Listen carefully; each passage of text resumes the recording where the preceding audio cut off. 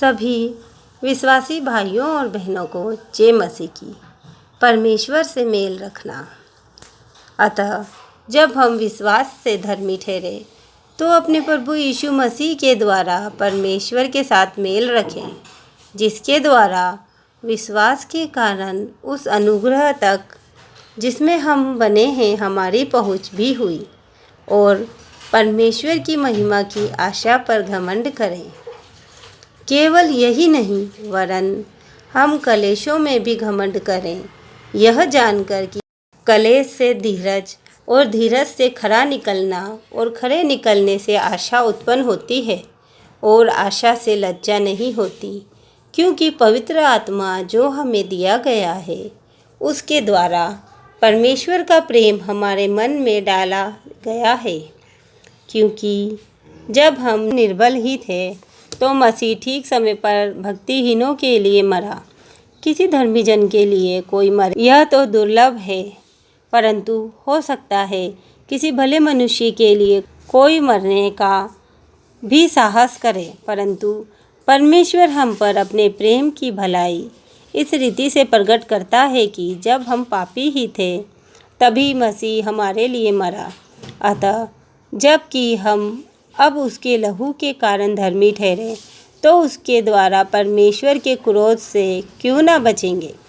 क्योंकि बैरी होने की दशा में उसके पुत्र की मृत्यु के द्वारा हमारा मेल परमेश्वर के साथ हुआ, तो फिर मेल हो जाने पर उसके जीवन के कारण हम उद्धार क्यों न पाएंगे। केवल यही नहीं, परंतु हम अपने प्रभु यीशु मसीह के द्वारा, जिसके द्वारा हमारा मेल हुआ है, परमेश्वर में आनंदित होते हैं। इसलिए जैसा एक मनुष्य के द्वारा पाप जगत में आया और पाप के द्वारा मृत्यु आई, और इस रीति से मृत्यु सब मनुष्यों में फैल गई, क्योंकि सबने पाप किया। व्यवस्था के दिए जाने तक पाप जगत में तो था, परंतु जहाँ व्यवस्था नहीं वहाँ पाप गिना नहीं जाता। तो भी आदम से लेकर मूसा तक मृत्यु ने उन लोगों पर भी राज्य किया जिन्होंने उस आदम, जो उस आने वाले का चिन्ह है, के अपराध के समान पाप न किया।